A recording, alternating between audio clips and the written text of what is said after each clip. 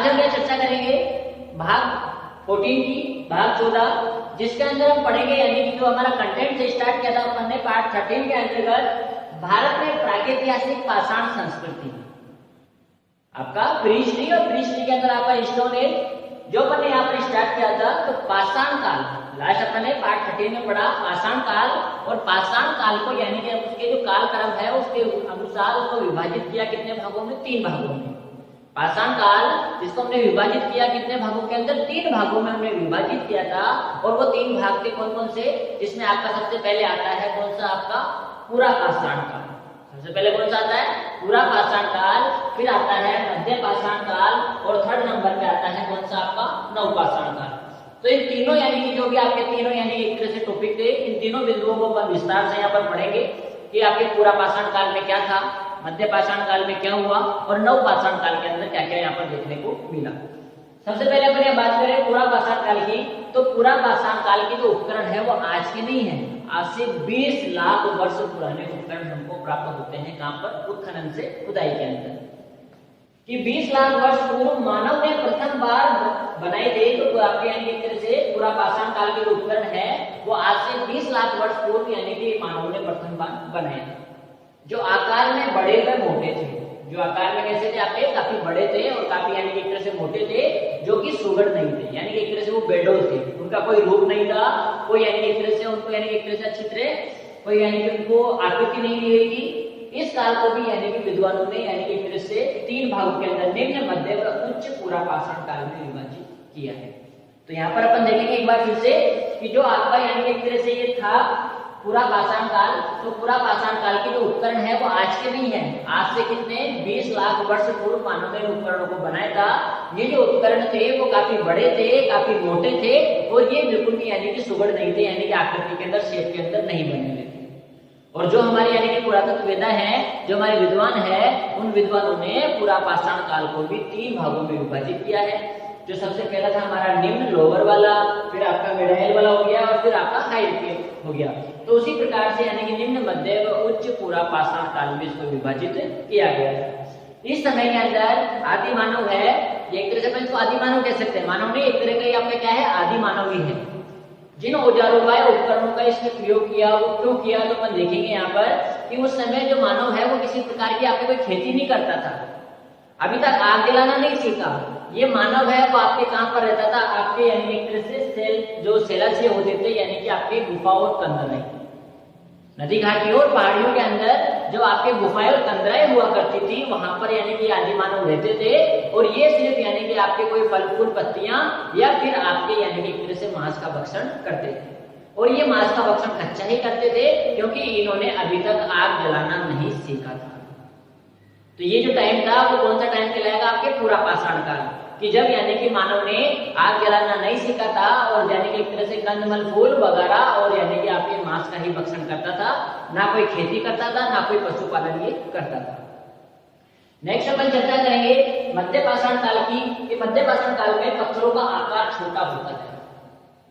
जैसे मध्य पाषाण काल आएगा, मध्य पाषाण काल के अंतर्गत यानी कि आपके पत्थरों का जो आकार है वो कैसा होगा, छोटा होता गया। पत्थरों का आकार छोटा होता गया, और लघु आकार के कारण ही इन्हें सूक्ष्म पाषाण उपकरण कहते हैं। मध्य पाषाण काल जहां पर यानी कि पत्थरों का जो आकार है वो कैसा होता गया, छोटा होता गया, और लघु आकार के कारण ही इन्हें सूक्ष्म पाषाण उपकरण कहते हैं। इस समय के अंदर मानव क्या करता था, तो मानव ने यानी कि आगे तक यानी कि शिकार तो करता आ रहा है पहले से ही, तो शिकार तो कर ही रहा था, यानी आगे तक तो था ही, उसी के साथ साथ खाद्य संग्राहक अवस्था में रहने लगा। अब यानी कि वो क्या करने लग गया था कि उसको ये पता था कि जो आदि मानव था या मानव था जो यानी कि एक तरह से उसको ये पता लग गया था कि धीरे धीरे यानी कि उसके पास क्या था, भाई वो शिकार करता था। अब शिकार करता तो क्या था कि आज उसको शिकार हो गया, शिकार उसने कर लिया। अब उसने आज शिकार कर लिया तो आज का तो उसको यानी कि खाना हो गया, लेकिन कल का किसे पता कि कल उसको शिकार मिलेगा या नहीं मिलेगा, परसों मिलेगा नहीं मिलेगा, उसके अगले दिन भी मिलेगा नहीं मिलेगा। तो ऐसे वो 10-10 दिन यानी उसको शिकार नहीं मिलेगा, तो यानी कि वो भूखा रहने लगता है।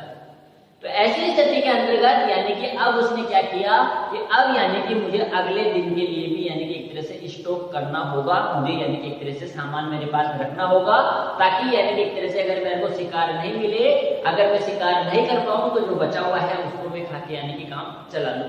तो ऐसी स्थिति के अंतर्गत अभी कौन सी अवस्था में आ चुका है, खाद्य संग्रहक अवस्था में रहने लगा। और अब ये पशुपालन की ओर भी अग्रसर हुआ। पशुपालन की ओर अग्रसर क्यों हुआ, क्योंकि ये क्या करते थे, घास का भक्षण करते थे। अब ये बताओ, जब ये एक क्षेत्र में रह रहे हैं, यहाँ पर मान लो कि आपके 20 यानी कि भेड़ बकरियां जो भी है उसको यानी कि उसने शिकार किया, आज एक का किया 19 रह गई, अगले दिन किया 18 रह गए, अगले दिन किया, ऐसे करते करते यानी कि 15 12 10 8 5 2 1 एक दिन क्या होगा कि पूरे की पूरी जो भेड़ बकरियों क्या हो जाएगी, खत्म हो जाएंगे। उसके बाद में इंसान खाएगा क्या, और खाएगा नहीं तो जिंदा रहेगा कैसे। तो ऐसी स्थिति के अंतर्गत अब उस मानव के अंदर यानी कि एक तरह से ये विकास हुआ कि उसे यानी कि इन जो जानवर को या जो भी पशु है जिनको वो मार करके खाता है, इनकी संख्या दिन ब दिन कम होती जा रही है। तो क्यों ना मैं इनको पालने लगूं, क्यों ना मैं इन्हें पालने लगूं, और अगर इनको मैं पालूंगा तो इनकी यानी कि जनसंख्या है वो मेरे यहाँ पर बढ़ेगी, और मेरे यहाँ पर बढ़ेगी तो जैसे जैसे इनकी संख्या बढ़ती जाएगी मैं इनको यानी कि वैसे भक्षण करके यहाँ मेरे को शिकार करने की जरूरत भी नहीं पड़ेगी, और मेरे को यानी कि भूखा भी नहीं रहना पड़ेगा। तो ऐसे में यानी कि इसमें देखेंगे कि जो यानी कि पत्थर के यानी कि उपकरण थे बड़े, उसी इन्होंने छोटा बनाना स्टार्ट कर दिया, उनको अपने सूक्ष्म उपकरण कहा। ये आगे तक यानी एक तरह से आपके आगे तक कर रहा था, वहीं आपके खाद्य संग्रह यानी कि आपके भोजन को यानी एक तरह से वो संग्रहित करके रखने लगा, और वह इस तरह से आपके पशुपालन की ओर अग्रसर हुआ। अब यानी जब तक तो क्या था कि जो आदि मानव था वो अकेला रहता था, उसको किसी से कोई लेना देना नहीं था। यहाँ पर पूरा पाषाण काल में कि दूसरा आदि मानव है या कोई ना कोई नहीं करते थे, आपस में भी यानी कि एक तरह से लड़ते झगड़ लेते थे ये शिकार के लिए, इनको मानवता यानी कि एक तरह से नहीं थी। लेकिन यहाँ पर धीरे धीरे क्या होगा, ये ग्रुप में रहना स्टार्ट करेंगे, अपना मित्र बनाएंगे, ग्रुप में रहना स्टार्ट करेंगे, और धीरे धीरे इनके परिवार बनने लगेंगे। तो जब इनके परिवार बनने लगेंगे और जब ये खेती करने लगेंगे, तो खेती कहाँ करेंगे, आपस की बात है जहाँ पर पानी होगा, और पानी उस समय कोई आपके यानी एक तरह से कोई नदियां आपके यानी कि कोई तो थे नहीं, कोई तालाब थे नहीं, कोई आपकी बावड़ियां थी नहीं, कोई आपके हेडपंप नहीं थे, कोई सबमर्सिबल नहीं थे। अगर पानी था तो सिर्फ और सिर्फ कहाँ पर था, नदियों में। इसीलिए ये लोग नदियों के किनारे आकर यानी एक तरह से बस गए, और नदियों के किनारे आकर के मानव ने लकड़ियों में घास फूस से बनी गोल झोपड़ियों में रहने लगे। नदियों के पास क्या किया इन्होंने, यानी कि लकड़ियों को यानी कि गाड़ा, और उसके ऊपर यानी कि घास को डाल के तंबू डाल करके इन्होंने गोल राउंड के अंदर यानी कि एक तरह से अपनी झोपड़ियां बना ली, और इसके अंदर ये लोग यहाँ पर रहने लग गए। अब ये मिट्टी के भी यानी कि पात्र उपयोग में लेने लगे, और खाद्य सामग्री को पकाने भी लगे थे, क्योंकि अब यहाँ पे क्या कर लिया इन्होंने, आग का आविष्कार कर लिया था। इन्होंने क्या किया, अब आग का आविष्कार कर लिया था। आग का आविष्कार कैसे किया कि पहले दिन के पास यहाँ तो बड़े बड़े उपकरण थे, यानी कि पत्थर के जो टुकड़े ऑटोमेटिक नदियों के अंदर बहके आते थे, गोल हो जाते थे या चट्टानों से निकलते थे। लेकिन अब जब इन पत्थरों को इन्होंने यानी कि किसी भी प्रकार से यानी कि पतला करने की कोशिश किया, इनको सूक्ष्म बनाया, जब पत्थर से पत्थर टकराया तो उससे क्या निकली, आपकी चिंगारी निकली, और उसी चिंगारी से इन्होंने यानी कि एक तरह से अग्नि का आविष्कार कर दिया, और अब यहाँ पर ये यानी एक तरह से अपने भोजन को क्या पका के खाने लग गए। तो इसी प्रकार से ये हमारा मध्य पाषाण काल है वो पूरा होता है। अब नेक्स्ट हम चलते हैं, यहाँ पर चर्चा करेंगे नव पाषाण काल की। ये आपका पूरा पाषाण काल हो गया, मध्य पाषाण काल हो गया। अब हम बात करें नव पाषाण काल की, तो नव पाषाण काल का मानव पशुपालन व कृषि कार्य की ओर अग्रसर हुआ। नव पाषाण काल का जो मानव है वो पशुपालन व कृषि कार्य की ओर अग्रसर हुआ, यानी कि अब वो क्या करने लगे, मिश्रित कृषि। आपसे पूछ ले कि मिश्रित कृषि किसे कहते हैं, तो मिश्रित कृषि उसे कहेंगे जिसमें मानव कृषि के साथ साथ अगर पशुपालन भी करता है तो वो मिश्रित कृषि कहलाती है। इस समय लोगों ने ऐसे उपकरण बनाना शुरू किया जो कृषि कार्य एवं पशुपालन के लिए उपयोगी सिद्ध हुए। क्या कहेंगे यहाँ पर कि लोगों ने ऐसे उपकरण बनाना शुरू किया जो कृषि कार्य एवं पशुपालन के लिए उपयोगी सिद्ध हुए। इनमें मुख्य रूप से कुल्हाड़ियां, बसुला, छिद्रित वृत्त, हथौड़ा, सिल्लोट, ओखली आदि यानी कि मुख्य उपकरण। ये उपकरण बैसाल्ट जैसे कठोर पत्थर के बने हुए होते थे जिन्हें घिस करके यानी कि चिकना किया जाता था, और कृषि कार्य ने मानव को एक जगह टिककर रहने व बसने को मजबूर कर दिया। कृषि कार्य ने लोगों को एक जगह टिककर व बसने के लिए मजबूर कर दिया, जिससे ही उनका आर्थिक व सांस्कृतिक विकास हुआ। अब तक मानव जंगलों में एक स्थान से दूसरे स्थान पे घूम रहा है, एक यहाँ विचरण कर रहा है, एक दूसरी जगह विचरण कर रहा है, तीसरा और कहीं कर रहा होगा तो चौथा और कहीं कर रहा होगा। लेकिन जब लोगों ने यानी कि समूह में रहना स्टार्ट किया, और जब समूह में रहना स्टार्ट किया तो इनके परिवार हुए, इनके बीवी बच्चे भी हुए, उसी के साथ साथ यानी कि एक तरह से इन लोगों ने अब अपनी यानी कि क्या की आर्थिक व्यवस्था को भी उन्नत करने की कोशिश की।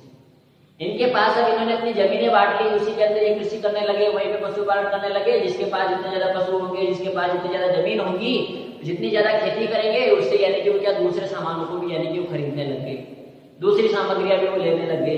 तो इसी के अनुसार यहाँ पर यानी कि अपन कहेंगे कि जो नवपाषाण काल है, इस नवपाषाण काल में कई ऐसी चीजें हुई जिनसे यानी कि इसको नव क्रांति भी कहा जाता है।